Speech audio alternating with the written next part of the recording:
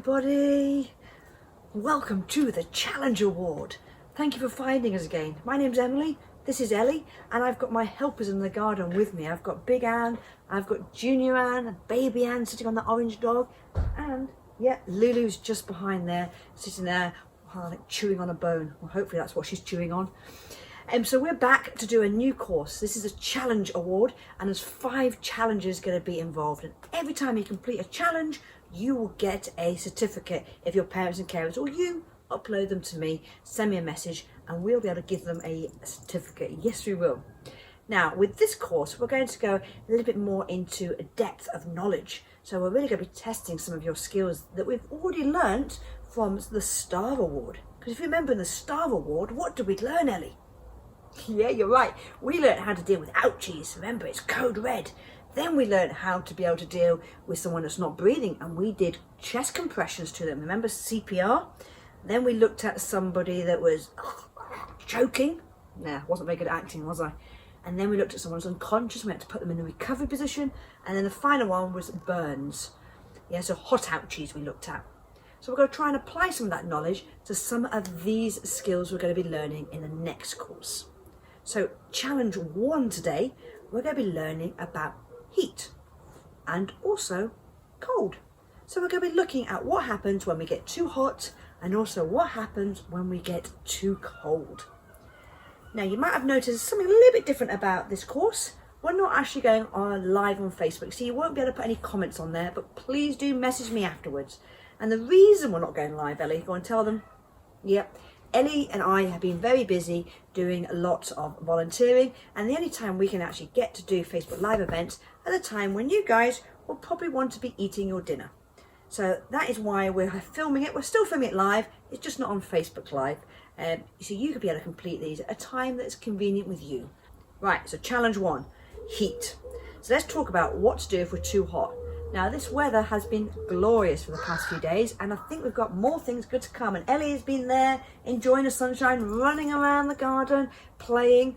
Or maybe you're not lucky enough to have a garden, but maybe you've been out on your daily exercise in the park, and it's very, very lovely weather. But we must make sure we're respectful of that, Ellie.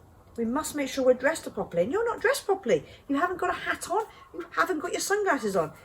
And over here, she's there, she's got her sunglasses on, she's got a hat on, and she's also avoided the sun during the most hottest times. What are those? Yeah, between 12 o'clock and 3 o'clock, we should avoid the sunshine, because that is when it's at its hottest, and that is when it's at most dangerous. We should also make sure we're wearing suitable clothing, as in we're wearing loose-fitting clothing, and we're wearing lots of sun cream. Now, heat exhaustion is the first thing we're going to talk about. Heat exhaustion can occur when you get too hot. Now it could be because you've been sitting in the sunshine all day long, or it could be because you've been running around playing football, going crazy, a bit like Ellie has. And also, you wouldn't believe it, but Lulu was going crazy earlier. She's just sitting there looking at the birds at the moment. But they can easily get heat exhaustion just by running around in the sun, not drinking enough fluids. And we know they've got heat exhaustion because they don't feel very well. So let's go and see if Anne's okay, shall we, Ellie? Yeah. Okay, so let's go over to Anne over here. So the first thing we need to do, Anne, are you okay? Oh, she says she's got a bit of a headache. Now, having a headache is a sign of heat exhaustion. It means she hasn't drank enough water. So should we give her some water? Yeah. Let's just go and get our first aid kit, just in case. So we've got our first aid kit over here, and we've also got some water.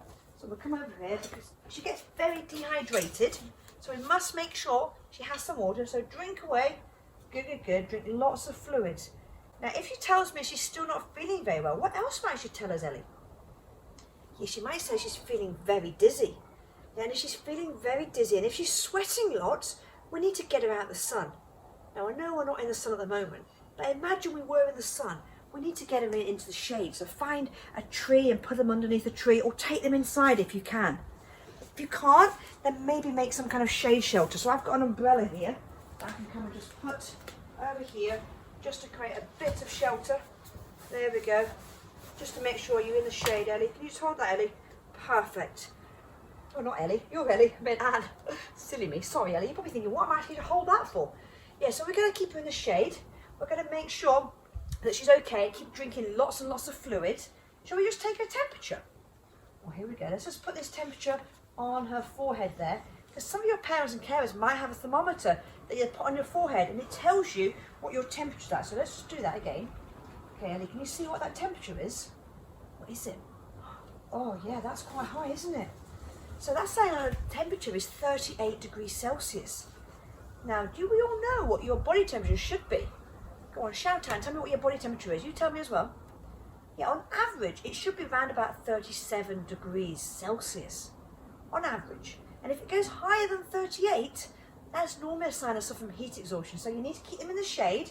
You need to give them plenty of fluids, because if you're sweating, what's going to happen is you're going to be losing all of your water that's in your body, as well as salts. And we must make sure we replace that. So sometimes your parents can get, yeah, I'm going to tell them that, yeah. Sometimes your parents can get something called diarrhea. Yeah, I know, it's another big word, isn't it? So diarrhea. And with diarrhea, we can just put that into water and it flavours it a bit funny, maybe orange or maybe black currant. It's quite nice, and they can be able to take that. I know. She said you can also take something called an isotonic drink, such as Lucozade Sport, which does the same thing. And Ellie prefers that. She says it tastes a little bit nicer. So anything that's fine, just as long as you're replacing the fluids, or, yeah, your favourite as well, isn't it, is a lollipop. So you can give them an iced lolly to be able to suck on, just to replace all those fluids that they're losing from sweating. And we can also get a towel with some water on it and just pat her down slowly, just to cool her down slowly. Now, if that doesn't work, well, then we need to treat it as a medical emergency. And what number do we call then, Ellie? Yeah, we call 999, because this is a medical emergency. And with a medical emergency, that's going to mean that they could go unconscious at any time, because they'll be suffering from something called heat stroke. And I know they're suffering from heat stroke because their temperature's going to go even higher, isn't it, Ellie? Very higher. And also, they might start suffering from a convulsion. So children, normally under 8 years old, you can start suffering from what they call a febrile convulsion or febrile convulsion, where if you get so hot, your body just shuts down and it starts having a seizure. And make sure you call that number 999, because this is a medical emergency. And if you don't treat it, then that person can eventually become unconscious, unresponsive, and then you might have to do something else to them. Yes, CPR. So children, parents, carers, all of you, please look after yourself in the sunshine, because if you're running around not drinking enough fluids, or parents drinking the wrong type of fluids, then you could start suffering from dehydration, which then leads to heat exhaustion. And if you don't cool them down and get them in the shade, give them some ice lollies, give them some water, give them an isotonic drink maybe, which is a Lucozade Isotonic Sport, or you could put Diarrhea into some water. If you don't give them that and don't treat it seriously, it's going to become a medical emergency, and that person's going to start suffering from what we call heat stroke. Okay, Ellie? So can you remember all that? Oh, that's a lot to remember. So we're talking about normal body temperatures. We're talking about what happens when the temperature goes too high. We're also then talking about how to treat it, and also how to prevent it. Most of first aid is all about prevention. Hopefully you can prevent these things from happening. You know, don't go outside during the hot times. And if it is very hot, make sure they stay in the shade and drink lots of fluid, and drink or eat. Can't drink ice lollies, can we? Eat ice lollies or lick some ice lollies, your favourite. And I know Lulu likes ice lollies. Look at her, she's still looking at the birds over there without a care in the world. Right, now that is what happens if we get too hot. Now, as we said, our body also can react differently if we become too cold. So we have our normal body temperature, and then we have something that happens when it goes a little bit higher, heat exhaustion, and a bit higher than that, it's called heat stroke. But let's talk about now when we go too cold, and it's called hypothermia. Do you remember that? That's a very good way of remembering it, Ellie. Ellie says hypothermia has got an O in it, and an O means low, because there's an O in low as well.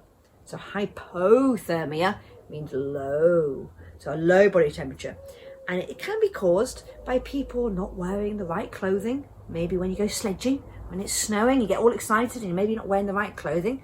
Or maybe they've been swimming in the sea and it's very cold in the sea, even though it might be a nice warm day. You're right, it could also be caused on a summer's day. if you're over here and you've been swimming in the paddling pool in the garden and it's very cold, you're not dressed appropriately for it, you can get hypothermia then as well, because it's very cold, especially when the sun comes in or goes down and you become very cold because you're in the shade then. Now, when someone suffers from hypothermia, we know they are because the temperature's gone low. Can you remember what we said for temperature going low, Ellie? Because I was teaching you the other day. Can you remember? Oh, Ellie's very clever. Hopefully you will know, or you remember this anyway. 35 degrees Celsius. So if it goes below 35, then we've got hypothermia. Okay, Ellie? And if it goes to hypothermia, we must make sure we treat them very quickly. So let's go over here to Anne in the swimming pool. First thing I'm going to know is I know she'll start suffering from hypothermia because little Junior Anne over there will start shivering. Yeah, she's going to get very, very cold. She'll go very pale as well. And she might get shortness of breath. She might also start getting confused. That's what happens when our body temperature doesn't stay within a normal range. If it goes too hot, we can get confused. If we get too low, we can also get quite confused. So the first thing I'm going to do is over here is going to get little Junior out of the pool because obviously she's wet. So come on, can we get out of the pool? Give her a good hand there, Ellie. Good. We're going to bring her over here. Let's bring her over here because Lulu's here as well. There. Now, if she was with clothing, and maybe it wasn't a swimming pool, but maybe it was also the sea or the river that she was in, then the clothing might be wet, so we need to remove the clothing. So can we remove the clothing, Ellie? I'm just going to leave you over there, Ellie, while I just help get the clothing off. Good. Even if you make sure they're naked, that's fine. You must make sure the wet clothing comes off, and then we can get a nice blanket, and we can keep them warm. Ellie, stay here. Not Ellie, Anne, stay here. Keep them nice and warm. And maybe lean them up against you like this so you can keep an eye on them. Come keep an eye on them, Ellie. There we go. And just keep them nice and warm and reassure them. You might also want to be able to take them somewhere warmer. So here, if you're at home, you might want to be able to go and take them inside the house because the wind's getting up and that wind chill can make someone very cold. And I'd probably also want to make sure I cover the head as well. Okay? Then you just go and lay the head down there. That's good. We're just going to assume she's okay. Let's go back over here so we can talk to everyone so they can see us. They can't see us, we're so far away. So hypothermia is very serious. Hypothermia is a medical emergency and we have to treat it quickly. So you notice what we did then, didn't we? We moved little Junior Anne out of the swimming pool. She had clothing on that were wet, so we took her clothing off. Yeah, we have to take, I know they might be naked, but we must take the clothing off. And then we kept her nice and warm. So we might want to use our body heat, or we might put a blanket over, and you want to cover the head as well, because that's where a lot of the heat can escape from. So do cover the head. What else? Yeah, or we need to make sure if they're conscious, we maybe give them a chocolate bar, something with a high sugar content to get their energy levels up again. Yeah, well done. Now, if we can't get them into a house or into a shelter, we need to make some kind of shelter for them to be able to keep nice and warm in. So I don't know if you've got anything in your first aid kits at home that you could use as a shelter. What could you use? Yeah, you have some in your first aid kit, Ellie. A foil blanket could be good. Maybe you can insulate the floor, sit on that. After you've warmed them up, you can put a foil blanket over them. You might have a tent at home, or maybe you can make some other kind of shelter to keep them warm. It all depends on where they are when they're suffering from hypothermia.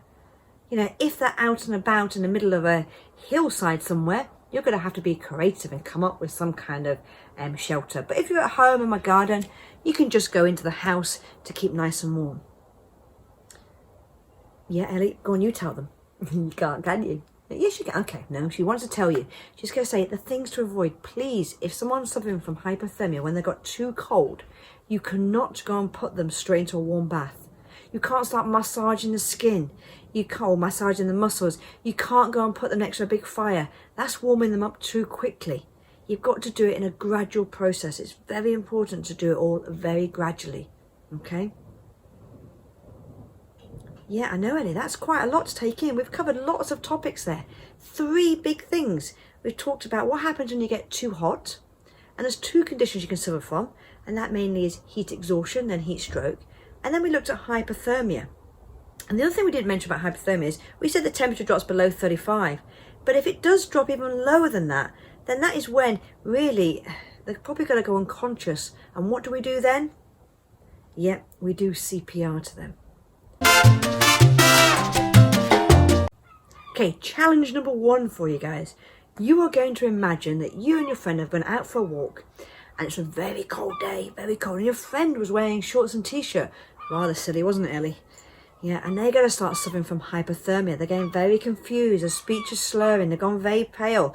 They're telling you they don't feel very well. Yeah, and we know because it's cold, they're probably going to be suffering from hypothermia.